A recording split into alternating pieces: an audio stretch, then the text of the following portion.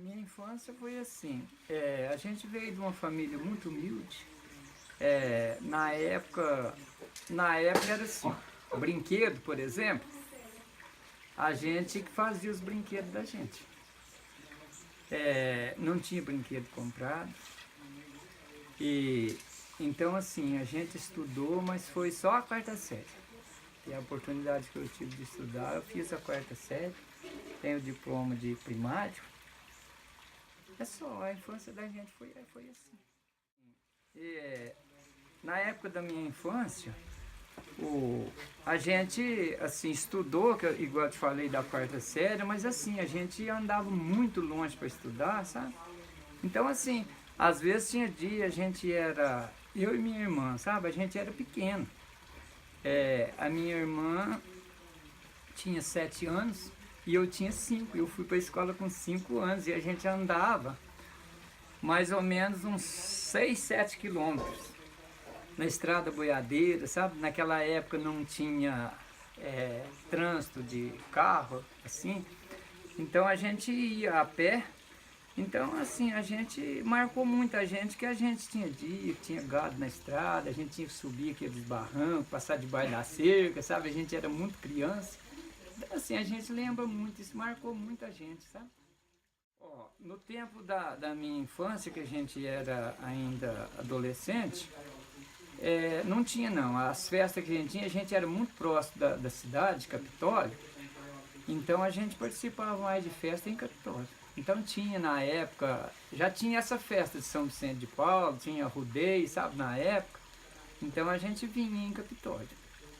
Agora, aqui no Grotão, por exemplo, depois que a gente veio aqui pro Grotão em 67, aí eu já estava com 18 anos. Então aqui a gente tinha festa na igreja, festa de Nossa Senhora das Vitórias, padroeira aqui Nossa Senhora das Vitórias. E aí depois a gente tem uma festa tradicional aí hoje, que ela começou a gente tem 35 anos que faz essa festa. Então quando foi lá um belo dia, nós ideamos, numa véspera de Natal, nós ideamos aqui 3 casal de fazer uma confraternização no final de ano, no Natal. E aí a ideia da gente era assim, fazer um churrasco, convidar só a comunidade, não convidar gente de fora. Pessoas que tinham terra aqui, que tinha propriedade aqui. E aí essa festa foi muito interessante, porque a gente não tinha nada aqui. A gente não tinha ainda o centro comunitário, a gente não tinha o conselho comunitário. E aí a gente foi fazer essa festa na igreja. Lá na igreja tinha um espaço. E então nós juntamos esses 3 casal, ganhamos uma novilha e fizemos, nós 3, matamos essa novilha, preparamos churrasco. E quando foi aí meio-dia, aí eu saí com um rapaz que tem aqui, o João Sudade, e a gente foi para a cidade buscar as bebidas e a gente pediu um freezer emprestado São Vicente de Paulo. E essa festa foi um sucesso, sabe? Todo mundo ficou doido, a gente não tinha nada. Então eu vou contar uma história muito interessante que aconteceu para vocês nessa festa. É que quando foi à noite, de tardezinha, que a gente acabou de preparar a festa, churrasco pronto, as bebidas no freezer, tudo ligado, e tava lá, tinha lá uma varandinha lá de fora da capela, a gente chamava de coreto, esse lugar. Então a gente falou assim, ué, mas e aí, como é que a gente faz? A gente vai embora agora, isso aqui não tem chave, fica tudo aberto. E se vier uma pessoa aqui e carregar essa carne nossa e carregar essas bebidas, e amanhã? O que a gente vai fazer? Aí tem o senhor aí, o Zé Lau. Aí o Zé Lau falou assim pra mim, ô Zé Avelino, pode deixar. Eu vou dormir aqui junto com essa carne. Aí o menino dele, o caçula, o Sandro, era pequenininho, era criança. Eu venho com o senhor, pai. E aí aconteceu que pousou os 2 lá junto com essa carne, vigiando essa carne e essa bebida. E essa festa virou tradição, minha filha. E hoje, está com 35 anos que a gente tem essa festa tradicional aqui do Grotão. Todo Natal, a gente mata uma novilha, faz o churrasco. Então é maravilhoso para a gente, sabe? Acho que essa festa não vai acabar nunca. Apesar assim, ó, deixa eu contar para vocês, a gente tem um conselho comunitário, mas hoje a gente está muito pouca gente aqui na comunidade e já teve para fechar, sabe? Esse ano passado mesmo, chegou a uma conclusão de fechar. Aí, quando foi a última hora, eu oscilei conversando e eu acabei assumindo a presidência de novo do conselho. Esse conselho nosso é registrado, a gente tem o CNPJ, então a gente teve quase fechando. Mas aí eu assumi a presidência de novo para mais 2 anos e agora vamos ver daqui 2 anos, né, o que a gente vai fazer.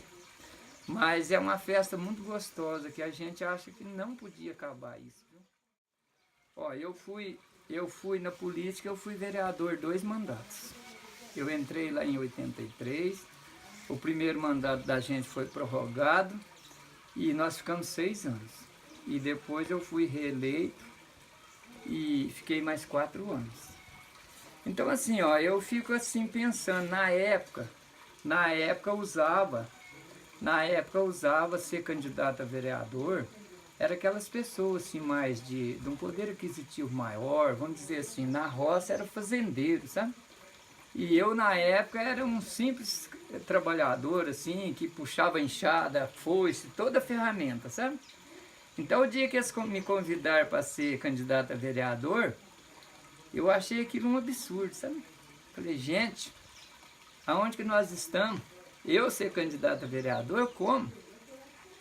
Mas assim, sempre, é igual eu estou falando para vocês, eu tive só a 4ª série, mas eu procurava assim, eu queria conhecer, eu queria saber o que era política, eu queria saber o que era ser um prefeito, o que era ser um vereador, sabe? Então, começaram a vir aqui na minha casa, me pressionar para ser candidato. E aí, eu comecei a pensar naquilo. Aí fui conversar com a minha mãe primeiro de tudo, que eu não tinha pai na época, tinha só mãe. Conversei com minha mãe, conversei com meus irmãos, procurei meus tios todos, meus parentes. E depois eu saí aqui no grotão de porta em porta conversando. E assim, o pessoal parece que me acolheu muito bem, eu empolguei e resolvi entrar.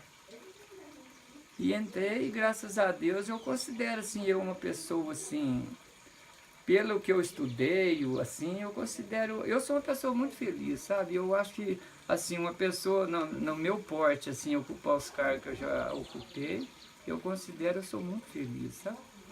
Assim, eu fui presidente da Câmara, 89 e 90, foi na época da lei orgânica, a gente poderia ter elegido um presidente da lei orgânica, mas meus companheiros achou por bem que eu fosse esse presidente também.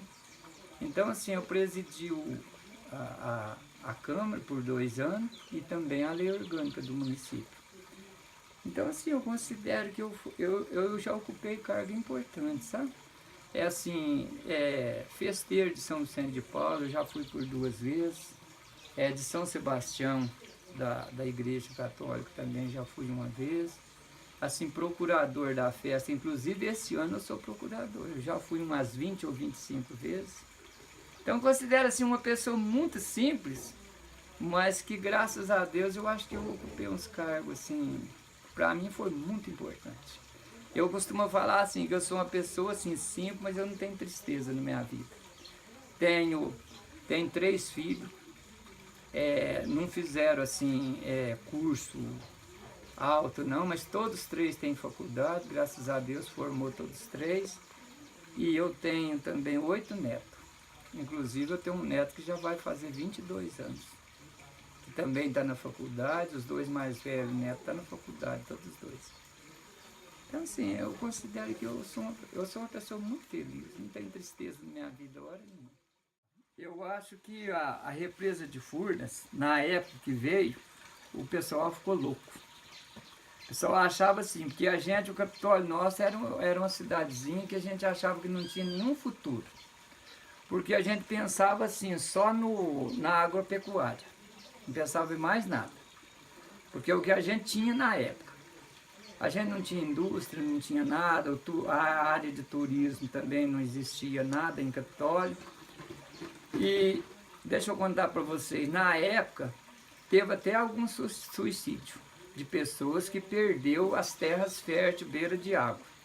Porque você pode ver que com a represa de Furnas e aqui em Capitólio mesmo, com a represinha aí do Rio Piuí, as terras férteis, mais fértil, foi afetada, né? E o pessoal ficou louco na época. E hoje eu costumo falar assim, ó, se não fosse essa água, se a gente não tivesse a represa, Capitólio estava parada no tempo. O desenvolvimento de Capitólio foi essa água, essa represa de Furnas. Você veja bem, hoje a gente tem escarpas do lago, e então gera muito emprego, é um lugar de dinheiro, né? Um lugar que todo mundo trabalha, todo mundo ganha. Além de escarpa do lago, a gente tem essas beiras de represa aí, esses médicos de fora, tem casa, então dá serviço, dá emprego. Eu costumo falar que o Capitólio nosso evoluiu. Hoje a área de turismo, como está em Capitólio, né? Então eu falo assim, que se não fosse essa água, se a gente não tivesse a represa de Furnas, não tivesse essa água em volta de Capitólio, Capitólio nosso estava parado no tempo. O desenvolvimento de Capitólio foi a represa, que na época o povo pensava diferente, mas eu acho assim, quem tem a cabeça no lugar e pensa, o desenvolvimento de Capitólio foi a represa de Furnas, foi a água em volta de Capitólio. Uma coisa muito importante que na época nessa época a gente era novo assim, mas eu já pensava assim, já ficava pensando. Capitólio, por exemplo, se não fosse o dique, ele ia inundar. A represa, a água ia na torre da igreja de Capitólio. E Piuí também ia inundar. Então houve um estudo, é uma coisa muito importante o estudo hoje, né? Que o rio Piuí, ele desaguava no Rio Grande. Então, com a chegada da represa e a construção do dique, então o estudo deu que o rio dava para voltar para trás e desaguar no Rio São Francisco. Então foi o que foi feito. Então essa água ali da praia, de cima ali, ela represou até aquela posição para dar altura para correr e voltar para o Rio São Francisco.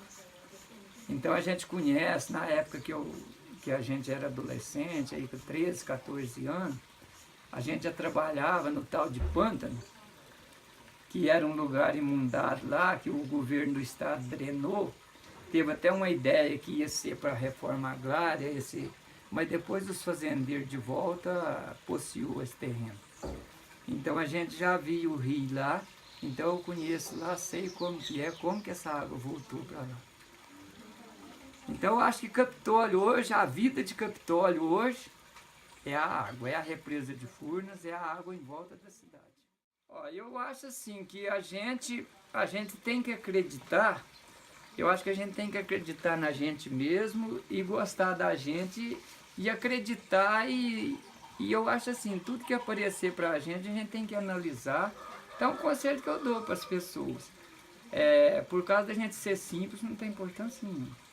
Então, e outra coisa, eu acho assim, a gente for lá numa reunião, qualquer coisa, e a gente tiver que falar qualquer coisa lá na frente, eu não tenho inibição nenhuma de falar, e eu acho assim, que a gente tem que falar do jeito da gente, como eu estou dando essa entrevista para vocês, eu acho que a gente não tem que inovar nem nada, falar do jeito que a gente é e acreditar na gente mesmo.